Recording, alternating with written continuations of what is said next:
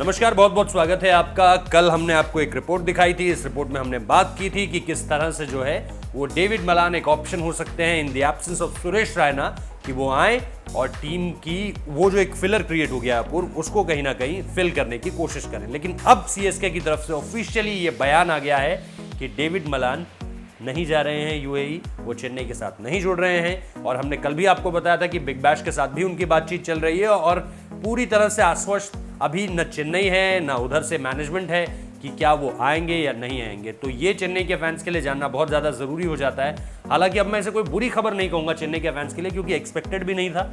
और महेंद्र सिंह धोनी कुछ ना कुछ करके कोई ना कोई तरीका तो निकाल लेंगे रैना को किस तरह से चीज़ों को बेहतर करना है उनकी एब्सेंस में। बिल्कुल। अब सवाल ये भी है कि अब रैना की जगह रिप्लेसमेंट होगा फिर कौन, अगर मलान नहीं तो कौन? क्या जरूरी है इसके लिए भी दो ऑप्शंस आए थे रिप्लेसमेंट के तौर पे। आप इसको ऐसे समझ सकते हैं कि उनकी जगह पर कौन खेलेगा 3 नंबर पे। वो मुख्य मुद्दा है। 3 नंबर वाली जिम्मेदारी कौन संभालेगा, क्योंकि रैना लगातार सीएसके के सबसे ज्यादा स्कोरर है। मिस्टर आईपीएल कह सकते हैं आप। मिस्टर आईपीएल अभी कुल मिलाकर अभी सिर्फ उनसे आगे कोहली हैं, वो भी कुछ 100 रन ही आगे हैं। पूरे अभी तक के 2008 से लेकर 2020 तक के 2019 तक के पूरे इतिहास में रैना नंबर 2 पर है रन्स बनाने के मामले में। और तकरीबन 12 या 11 सीजन तक वो नंबर 1 रहे हैं। बिल्कुल। और वो एक लौते ऐसे वाहिद ऐसे खिलाड़ी हैं जिन्होंने लगातार 400 प्लस रन्स बनाए हैं आईपीएल के हर सीजन में। बिल्कुल। तो ये चीज उनकी जगह पर तो ये सवाल उठता है कि हाँ, कौन उसी जिम्मेदारी को संभाल सकता है। जैसा रैना खेलते थे वैसा तो नहीं खेल, लेकिन कम से कम वो जिम्मेदारी वो जगह पर ऐसा कोई बैट्समैन होना चाहिए। जैसे ये खबर सामने आ रही थी, मैंने कल ही बताया था कि रायडू और मुरली विजय का भी नाम आ रहा है। मुरली विजय भी एक ऑप्शन हो सकते हैं, एक बड़ी।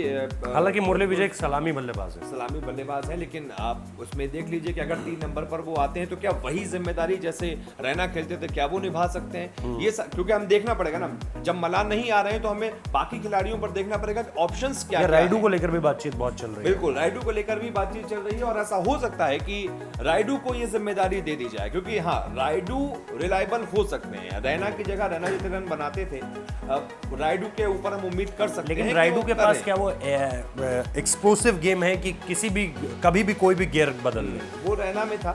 लेकिन देखिए, हर कोई रैना नहीं हो सकता। रैना की आपको हूबहू रिप्लेसमेंट तो नहीं मिल सकता है। तो आप उसमें आप ये देखते हैं कि कौन कौन सा खिलाड़ी है तो जो सबसे ज्यादा रैना के करीब, रैना जैसा परफॉर्मेंस दे सकता है। हम उसके लिए बल्लेबाजी में क्योंकि रैना न सिर्फ बल्लेबाजी में रन बनाते थे, वो गेंदबाजी में भी बहुत अच्छी गेंदबाजी कई बार कर देते थे, क्रूशियल विकेट्स, और फील्डिंग में भी कम से कम हर मैच में वो 10 से 12 रन तो बचाते थे। तो आप रैना का हूबहू वैसा रिप्लेसमेंट नहीं कर सकते। लेकिन हाँ, ये जरूर है जो सबसे ज्यादा कमी खलेगी वो खलेगी बल्लेबाजी में।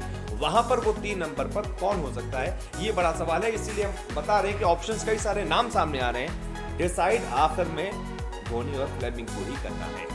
तो आप लोग भी बताइए कि आप लोगों के हिसाब से कौन हो सकता है वो खिलाड़ी जो कि सुरेश रैना की जगह पर खेलेगा, नंबर 3 पर खेलेगा इस टीम के लिए।